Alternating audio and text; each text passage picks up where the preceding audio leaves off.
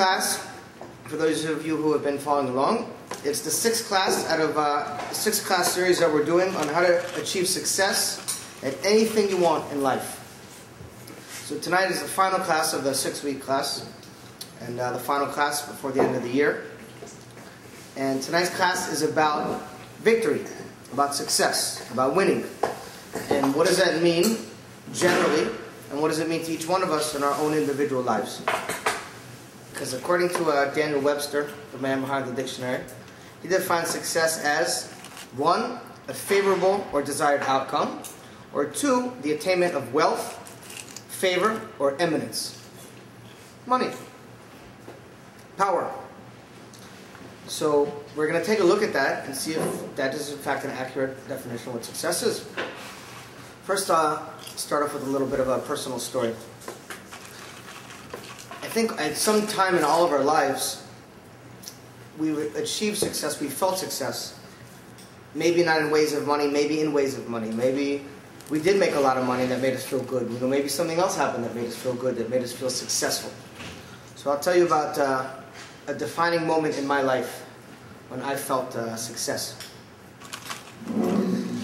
I had just gotten back from the Playboy Mansion, which is an enjoyable experience in and of itself. And I was really happy, you know. I was in a good mood. I wasn't even 30 years old. I was living on the 31st floor in a condo in Ocean 2 on Sun Isles Beach. I was driving a new convertible Porsche 911. Partying all over the world with movie stars, rock stars. I really had no reason to be upset. I was happy. And then a weird thing happened, like a couple months went by, and that happiness went away. Like, it was hard to understand. Like a couple months before, I felt like I was on top of the world. And then all of a sudden, I just didn't know what was wrong. You ever just get like in a bad mood? You don't know why? Like, I got in this like funk, you know what I mean? And I didn't know where it came from. I couldn't figure out what I was not happy about. I lost my mojo, you know, and I didn't know what it was. I really didn't. So I tried to figure out what it was. I tried to find answers to what was going wrong. And I called up a friend of mine to ask for advice. This friend of mine, some of you have heard this story before. Some of you haven't. For the benefit of those who haven't, I'll tell you. I had a friend named Benny. And he was a very successful attorney. He was actually retired, a New York lawyer. This guy had so much money. I think I told you he does this. He used to drive around. He lived here locally, in Aventura.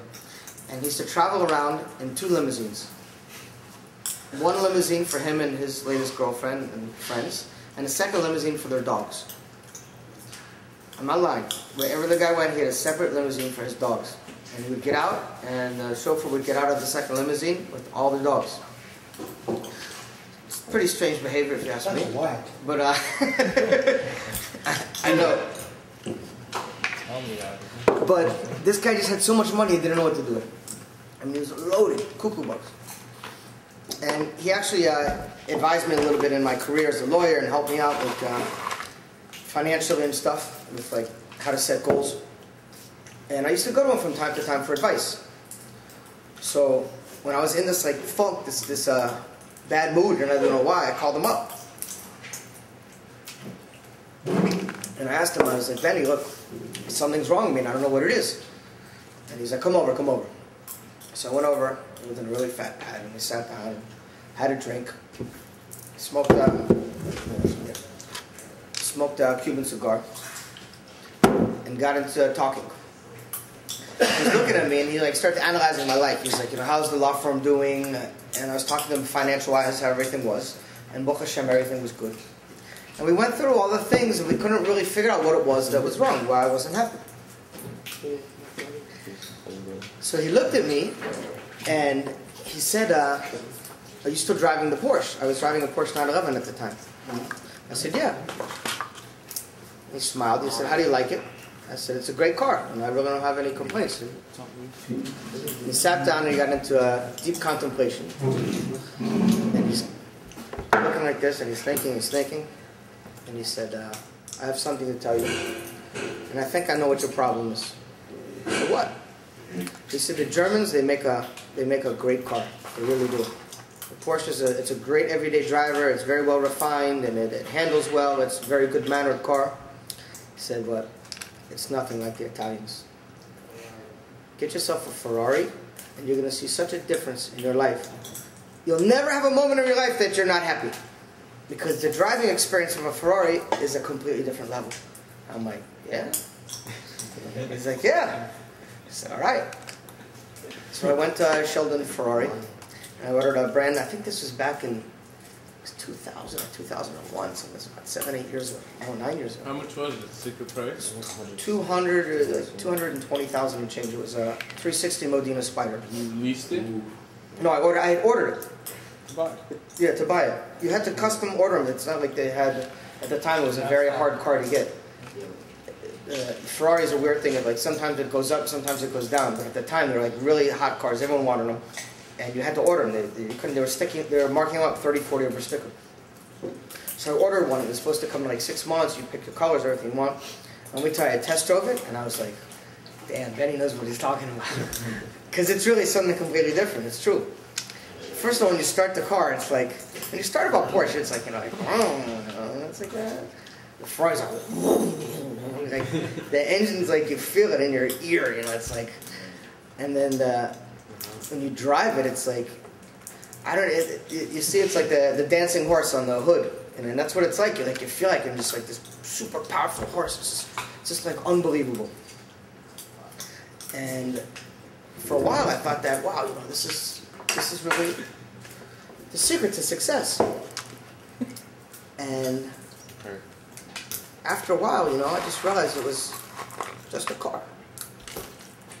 And the craziest thing happened, like that one thing that at first seemed like, wow, I made it, this is so successful, it just becomes another thing, another toy. And it loses its luster, it loses its feeling of greatness. To me, it was the craziest thing in the world. I mean, it's very hard to understand or quantify in our brains how something we want so badly, how we think if we have, it'll completely change our life. It does change our life for a very short period of time. And then afterwards, everything just pretty much goes back to the same, except now you have a fatter house or a fatter car or a hotter girlfriend. And other than that, life goes on as usual. You're still subject to the same ups and downs and trying to figure out what's wrong. So success is something that's kind of hard to define, because I think for every one of us, success means something else. Because a lot of you guys said money.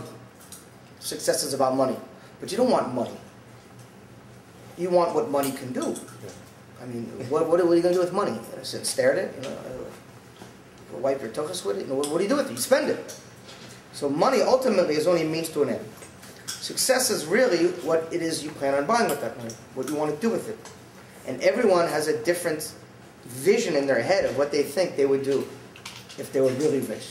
I'm going to get a Ferrari, I'm going to get a boat, and everyone says the same stuff. But ultimately, we all think something a little bit differently. What does that mean? If you look at amongst successful people. Cars, maybe I'll get it. It was what? Ferraris made bigger cars, and maybe I'll think about it. We'll talk to Enzo and see if maybe he's interested. Sure. But I remember success. Success to Tiger Woods. It's probably to hit an eagle in the U.S. Open and win the U.S. Open. To him, that's something successful. I know a lot of people that success was about golf. I knew so many business people that loved golf so much. I admit, I played golf for a few years myself. These people, every moment they're not at work, they're spending on the golf course, every free moment. Their whole life revolves around golf courses and playing different golf courses. Every year they go out and buy a brand new set of clubs. And has anyone ever played golf here? Nope. And I remember at the time, I think it's still going on. It's been a while since I played, but the driver, the one that you hit the ball with off the tee to try to shoot as far as possible, every year they came out with a bigger head driver. The bigger the club head, the farther the ball goes. So it's every year you go out and you buy a new set of golf clubs for $2,000, $3,000, and then the next year, ooh, new and improved. Super loft, deluxe, super head, triple size drive. Throw the other one in the toilet and you go in and get a new set of clubs. And this is their life. Let me tell you guys something. Golf is the dumbest, most biggest waste of time, most boring, stupidest thing I've ever had. And imagine people sitting watching on TV. I mean, that's 1,000. Could you understand sitting watching guys hit a little white thing with a stick into a hole? Everyone has something different that lights them up, that gets them excited. So maybe we can say that success is a personal thing. That there's no way to define success, that each one of us individually define what success is. So maybe that's true. And the answer is yes and no. So what do you mean yes and no? I'm going to talk a little bit about the week's parsha that just finished. First thing, Chaim.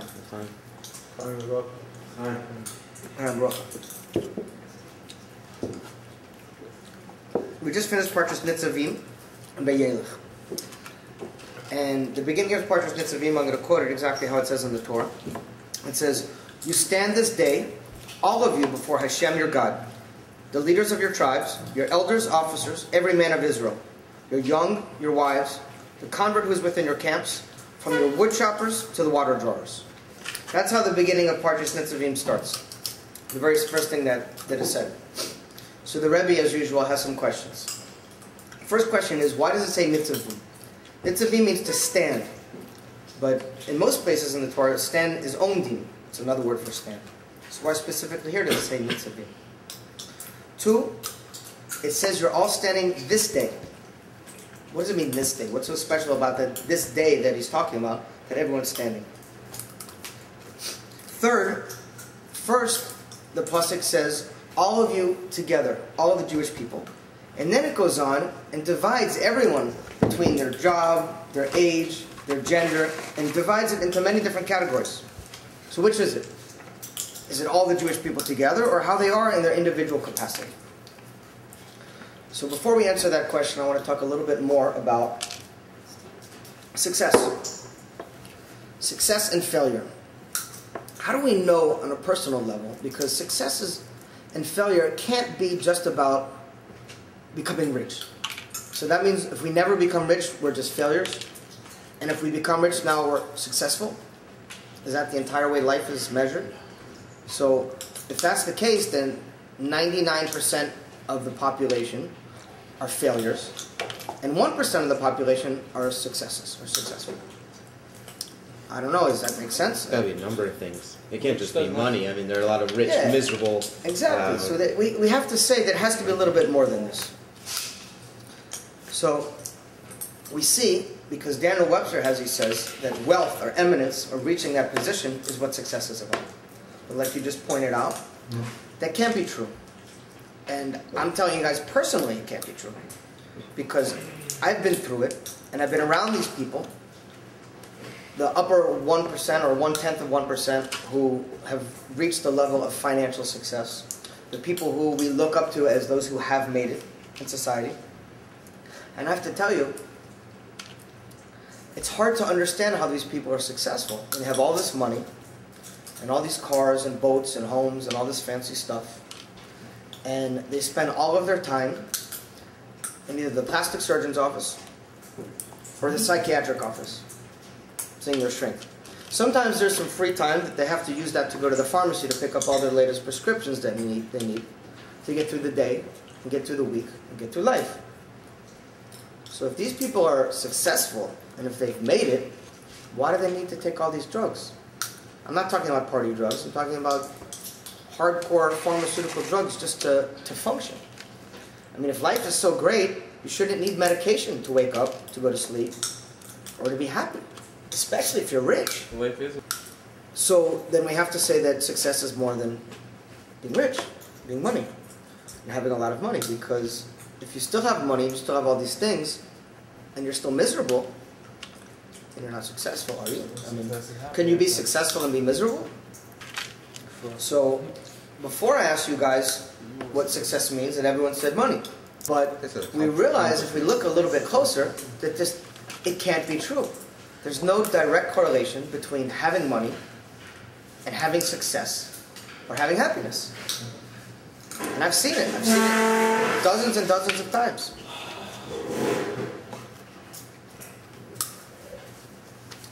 To really understand what success or victory is about, we have to look a little bit about the opposite, which is failure.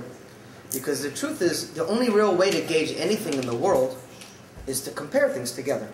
Because skinny doesn't exist without fat. Right? What is light if there's no darkness? The way we measure things in our life is based on the opposite. When we compare those things together. And that's how we figure out what it is, how we're defining our terms. So, what is depression? What is sadness? What causes depression? What causes us to be sad? Boredom. Failure. We're Boredom. not happy. Not doing Not being happy. Lack of Regret. accomplishment. Unsuccessful. Regret. Not being active. Failure. What does failure mean? Failure of what? Not being rich? No. Failure to communicate. Not. Guys, please, you got to be quiet or go Failure to outside. succeed. Guys, at the end of the table, help. If you're going to talk, please go outside. I'm sorry. That's all right, but just... So, what is failure? Not having money? No. What does failure mean? Not Failure is not following your having dreams. money. It's part of it. I mean, I don't know. Not succeeding. But Whatever you never have you circumstances. feel necessary for yourself to succeed in. Whatever that may be. Anyone else? What is... where's Failure's depression not come from? trying. Failure's not trying at all. Once you gave up. Once you give up? Good. Because Depression. Give up. Not accomplishing your if you goal. were succeeding, you wouldn't give up. No, but even if you weren't succeeding, you would still try again and again. What are you giving up? It's because they don't think they're successful. From I trying think to depression comes from in a regret. different way. Fail. No. Giving True, up. all of these are reasons that cause depression or sadness. It's a feeling, depression comes from feeling hopeless. From feeling like you failed, like you gave up. Right? Because there's nothing wrong with trying something and it not working out. That doesn't mean you failed. There's no reason to be depressed if you try something and it doesn't work the first time you try it, you become depressed. But it happens to all of us. We all have these moments where we climb into our cave. Why do we climb into a cave? Because we're depressed. What is a cave? For someone to make be their bed. I know people who are depressed, and what do? They sleep. They get up at 4 o'clock in the afternoon, and they convince themselves that it's okay, because they go to bed late, they wake up at late, and this is when they start their day. It's not normal. To some people, depression may mean going to a nightclub all the time. Wait a minute, that seems like you should be happy. But if you're going there all the time, and you're living there, and you're using that as a means to feel happiness, something's wrong. Everyone has a different way of dealing with depression. Some people take drugs. Different things in different ways. The truth is that if we're really looking for anything outside of us Teach, but I don't know. for happiness, it's coming from a level inside of our soul of depression or sadness. Because the true nature of who we are, or who we're meant to be, is happy. And if we're not happy just for the fact of being us, and being Jews, being alive, being God's chosen people, that should cause us happiness in and of itself. And if it's not, something's wrong. And if we're looking for other things to bring happiness, something's wrong. I have friends who, to them, happiness is gambling. I used to love gambling. I thought it was great. Now it's like when I was in Israel, I came back, and all of a sudden it's like all these casinos here. This stuff wasn't here before when I left. We used to go to Vegas together. I have friends who live in the casino now. It's like all they do is go and gamble. To them it's happiness. This brings them happiness. But is it really happiness? I mean, are the nightclubs and clothes and the cars and the houses and all this stuff happiness? You know, in ancient Rome, I like to live in which we know is no longer in existence, there's all the countries who have tried to destroy the Jewish people. But in ancient Rome, in order to control the people and to keep them numb so the ruling class could take their money through taxes and all the other things they did to suck their money out of them and keep them kind of in a coma, you know what they did? They entertained them. They had carnivals and shows. Everything was revolved around the theater, the Colosseum. And the people went out and they cheered and they yelled and the government laughed and pulled all their money out of their pockets. And these people, wow, life is great. Did you see that bullfight? Woo, that's exciting. Point is that all these things maybe it's enjoyable to see something like this. But a crazy thing happens when we spend our whole life looking for fun and entertainment, whether it's from a club or going to see whatever it is. And then we wake up one day and life's all gone. And I have some friends like this. They're still hanging out in the nightclubs. They're in their 50s. They're so tan, they're like Schwarzes. This guy's skin looks like leather. It's so wrinkled from all the sun. It's whacked out of his head. Plastic surgery up. And it's like, is that really happiness? No. Again, it's about whether once in a while we're doing something, just for a change of pace to entertain ourselves, or if our whole entire life is just a distraction that's really keeping us from the true happiness, which has to come from inside. How do we know what success really is? Everyone has given some different ideas of what they think success is about. Some people first said money, some people are saying, no, it's happiness. So, how do we really know? Because, like I said before, I know people who were loaded. I mean, loaded. They had so much money that they could have had enough money for 100 lifetimes, 1,000 lifetimes of doing anything you could imagine. And they're miserable people.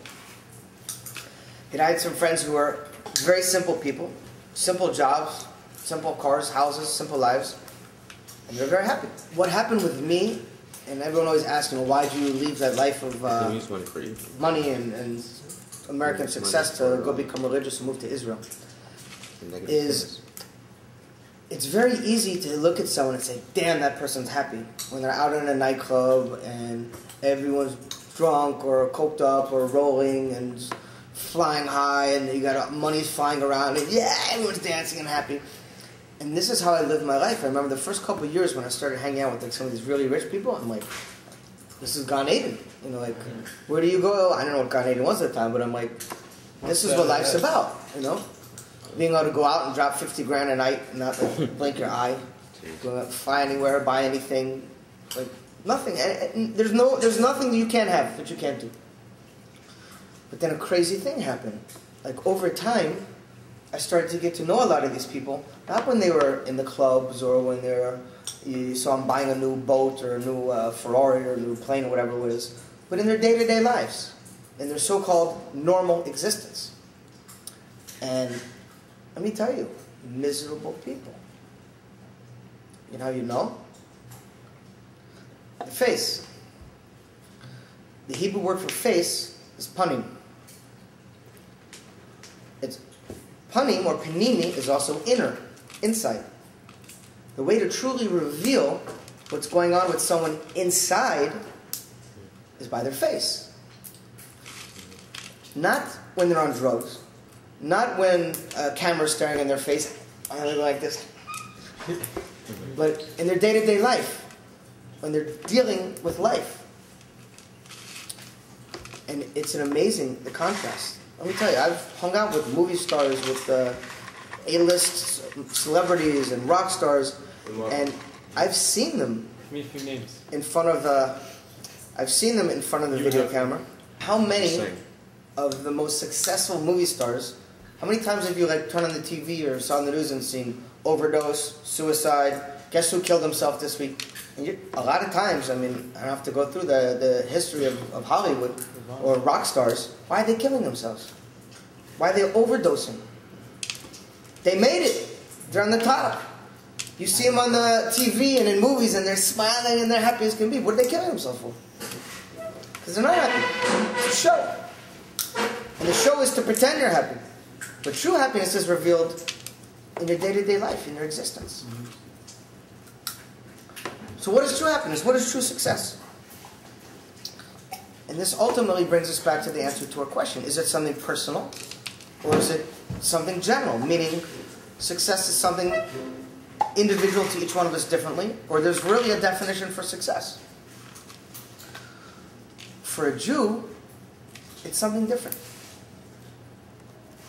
Success for a Jew is not the same as success for a non-Jew. Why? Because we're different. And because we're different, and because we're built different, and we're made different, there are different things that define us and define our reality. Of course. Much more big difference between a Jew and a non-Jew. Because ultimately, the success or happiness of a Jew is taught to us by our instructor, the one who made us, which is God. Which is why we have a Torah, which is why we have a Rebbe or a leader, to point to us what success is about and what happiness is about. Because according to Daniel Webster's definition, it's not real. Because we see it. We see it all the time. Money, eminence, top positions. Why are you overdosing? Why are you committing suicide? Why have you had 4 divorces? Why are your kids crackheads? Something's got to be wrong. Amongst Hasidim, we have a song that we sing when we are victorious. Hey Tavis, Didan Notzak. What does Didan Notzak mean? We won. We won. Victory is ours. What is victory for a Jew? I'm going to read you a letter from the Rebbe. Someone wrote to the Rebbe that they're having problems with depression. So the Rebbe wrote, I received your letter and your enclosures. It explains in many places in Chassidut, beginning with the Tanya, about the negative aspects of all forms of sadness, depression, and despondency. It is clear from experience that these attitudes belong to the tricks of the Yetzer Hara, in order to distract a Jew from serving God. The true test, however, is what the results are. Whether these attitudes bring us to improvement and a fuller measure of Torah and mitzvot, or the reverse. This should be easy to determine. On the other hand, we've been assured that he who is determined to purify himself receives divine help. The road to purity and holiness, however, is one that should be trodden step by step by gradual and steady advancement. Hoping to hear good news and all the above, with blessings, Menachem Schneerson.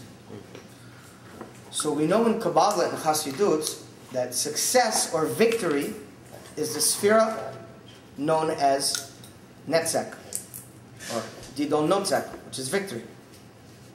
Netzach, you guys familiar with the spheros, Kabbalah? They gave me 10 spheros. I don't know them at all, though. There's 10 channels that God, 10 columns of light that God channels His light. Guys, please don't talk. 10 characteristics.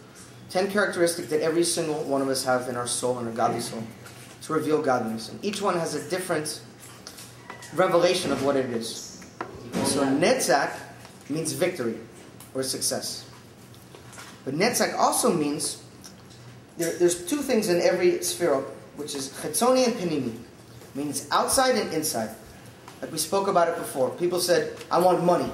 This is the outside goal. The inside goal is, I want a nice house. I want a fat car. I want to buy a Rolex.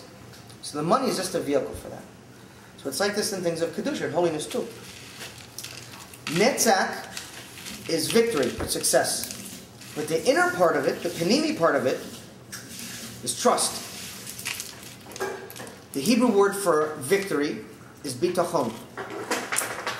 And bitachon is also means the Hebrew word for bitachon means victory, and it also means trust. There's one word for both of them, which encompasses both of these things. So let's talk about victory from the Torah's perspective, from the Jew's perspective, what victory really means. First, we have to realize victory is not about money. In order to be victorious, you got to know what the goal is. We first have to realize that there's a war going on. We're in the middle of a battlefield. The war isn't going on out there. It looks like it is. It's between the Jews and the Arabs. It's over land in Israel. Afghanistan. Every day we see fighting, war. That's not where the real war is. The real war is in here. Because the way we fix the world is by fixing ourselves.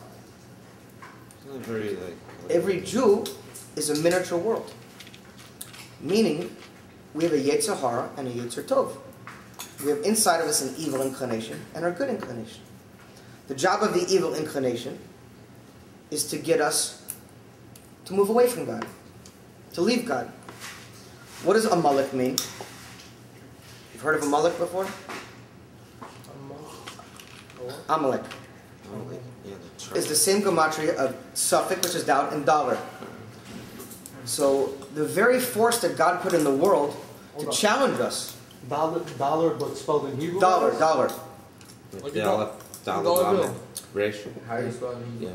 But afterwards, we'll go through it. We'll do the computations after the class. But the point is that dollar and suffix or doubt are a mullik. Why?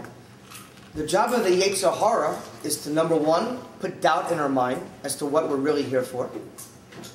And two, use money to distract us, to keep us away from our true goal, to keep us away from the true thing, what it is that we have to do. Every single time the Yetzer Hara tempts us, or tries to separate us from Hashem, or tries to get us to believe that we're supposed to be doing something else that's going to make us happy or make us feel successful, and we overcome it, that's victory. How do we know? Because God told us. Because the Rebbe told us. It says in the Torah, it says in the Tanya. Oh, we don't think so. Who the hell are you? How do you know what victory is about? How do you know what life is about? One of the greatest tricks Amalek has done to the Jewish people is to convince us that life is happier and better without God. Who needs Him? I don't need God. I don't need Torah. I don't need mitzvahs. I'm my own boss. No one tells me what to do. I'll do whatever I feel like. But what's the result? Are we happier? Are we enjoying our life? Are we singing and dancing every moment? Do we have smile from ear to ear like we're supposed to? No. So where's it coming from? Who said successful means being happy and dancing all the time? What do you mean, who said successful means happy and dancing? Why does that have to mean being happy all the time? Because the ultimate definition of success or victory for a Jew, God says what it is. And God tells us when we overcome our Yetzer Hara, our evil inclination, we reach a level what is called of Geula, or redemption. What is redemption? It's the fifth level of our soul, which is the Yechida. At the level of Yechida, we're connected to God at all times in a revealed way. 5 in Hebrew is Chamesh. This is the fifth level. It's also Mashiach. The same root letters of Chamesh are Mashiach and are also Sameach, which is happiness. Because the ultimate purpose of creation is pleasure, is happiness. God didn't put us in a world to be miserable. God didn't put us in a world to be depressed. He's not a dictator. He's not cruel. He didn't subject us to an eternal life of being miserable. Yeah. On the contrary, He put us in the world to be happy.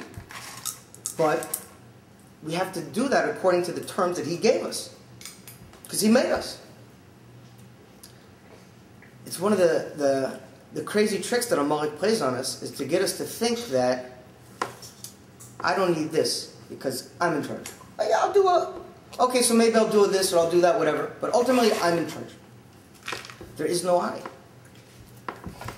There's two sides. There's a side of God and holiness, of life, and true happiness. But there's a side of death, Amalek, and depression. There's no middle. There is no I. I is idolatry. I is Amalek. I is us thinking that I'm the boss. That I know. You're going to show me?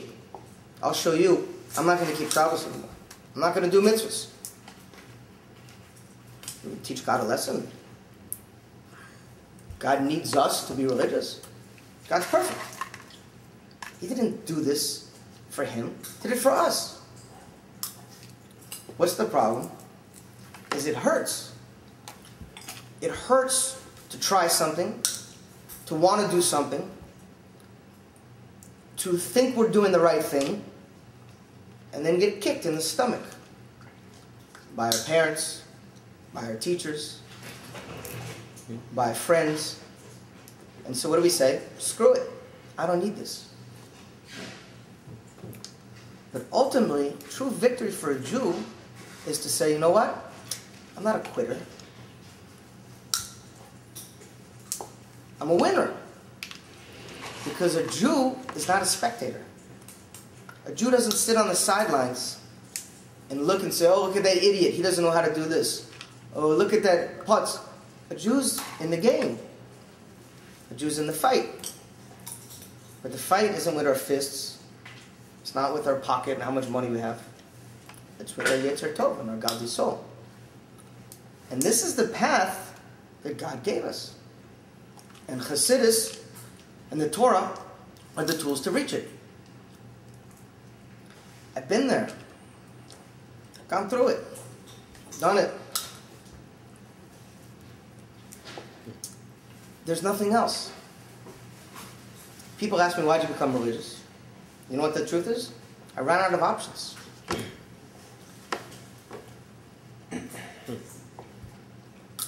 How many hot chicks are you going to sleep with? How much money are you going to make? How many parties are you going to go to? How much drugs are you going to do? Ferraris, boats, planes. It's crap. I'm not telling you this guy from being on the side. I've been in it. It's easy to say once you experience it. It's true. But if you don't experience it, it still sounds good. That's a mullik. That's why it's called suffix. That's the doubt that a mullik's putting in your head. It's trying to convince you that that's what life's about. People do. I'm not saying I'm the only one who's ever experienced it. A lot of people experience it. But most people will spend their whole life sitting on their ass or being dime store gangsters selling marijuana or grams of coke, being big ballers, and they'll live in their little tiny puny existence. And they'll wake up one day and they'll have no wife, they'll have no children, they'll have no family, and they'll have a picture of a Ferrari posted on their wall. So where is that going? It's true. Once you've been it and you've experienced it, you realize it's all crap. But the job of the Yetzer Hara is to get you to believe that it's not.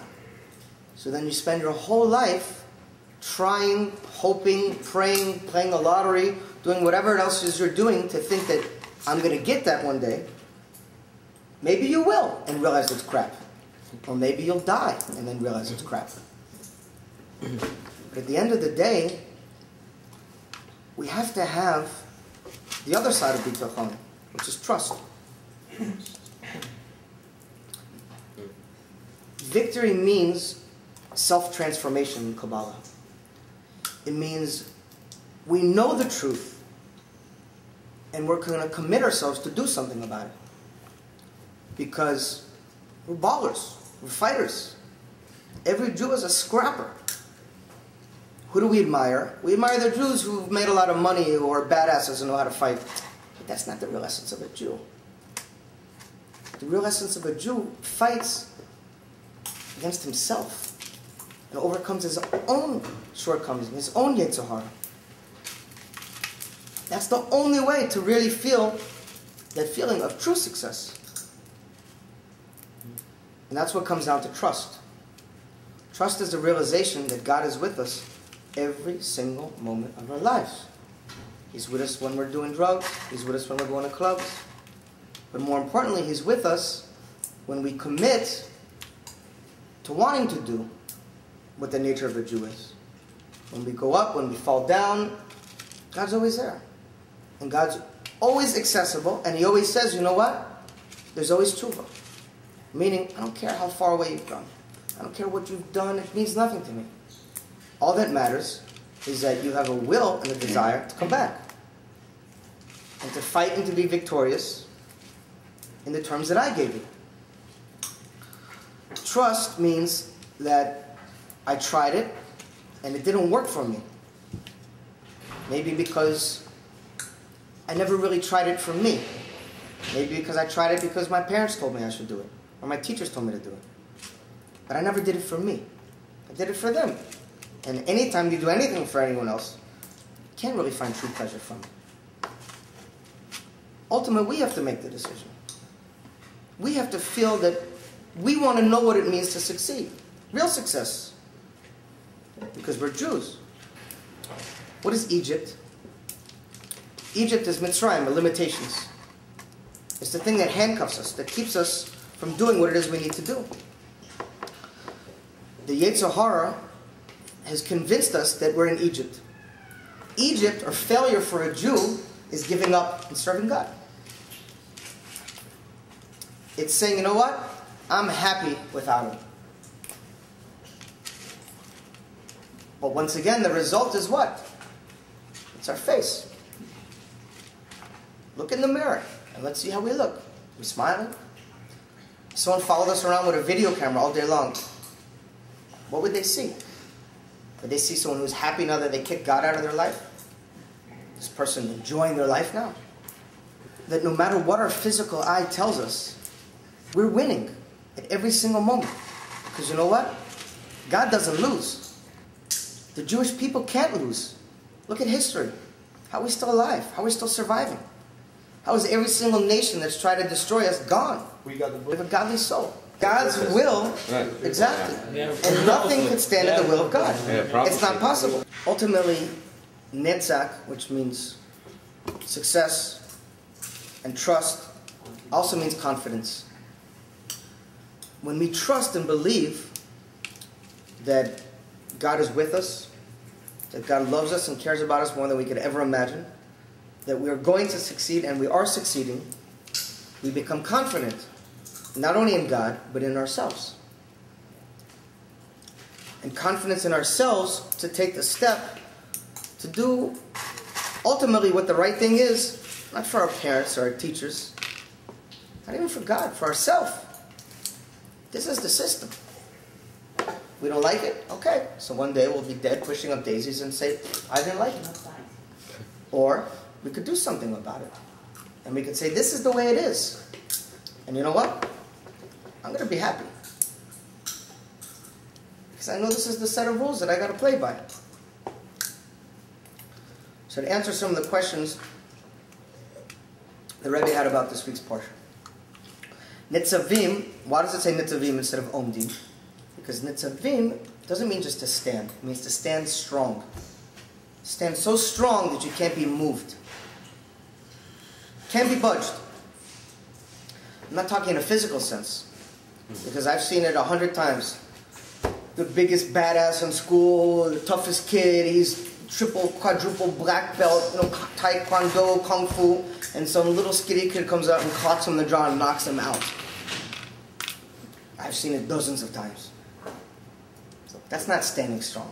Standing strong doesn't mean you're a badass that you could take a punch. Because there's someone out there who's going to kick your ass, I promise you.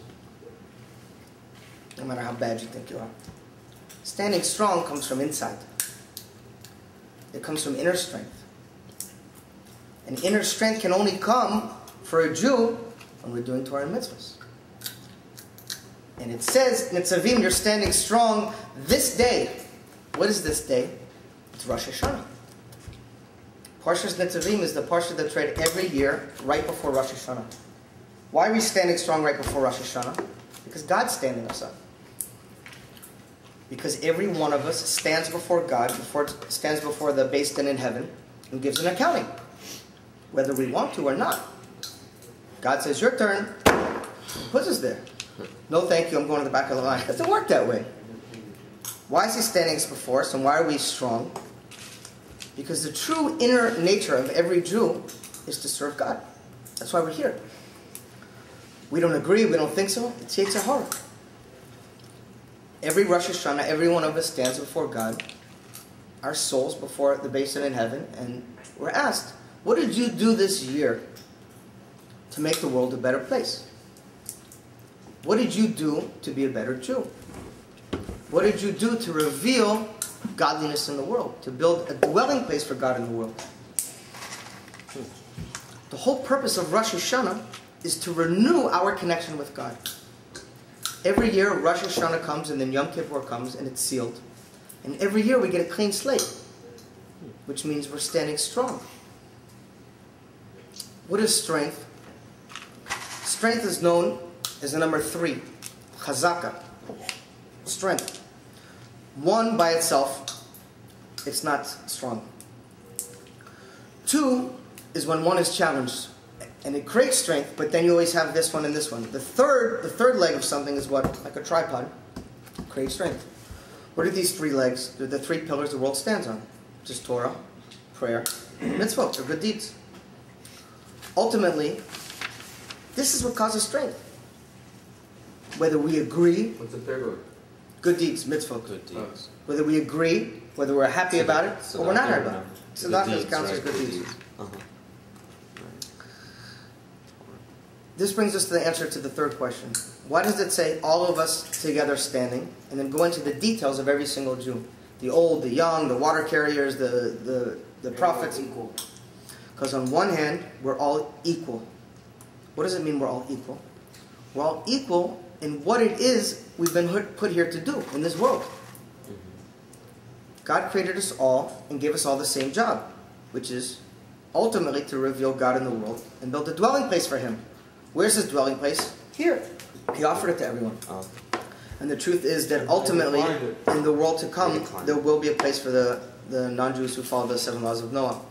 But that's a discussion for another class. The main thing to reach that level of strength, of confidence, of success for a Jew is to reveal our godly soul, to reveal our godly purpose in the world.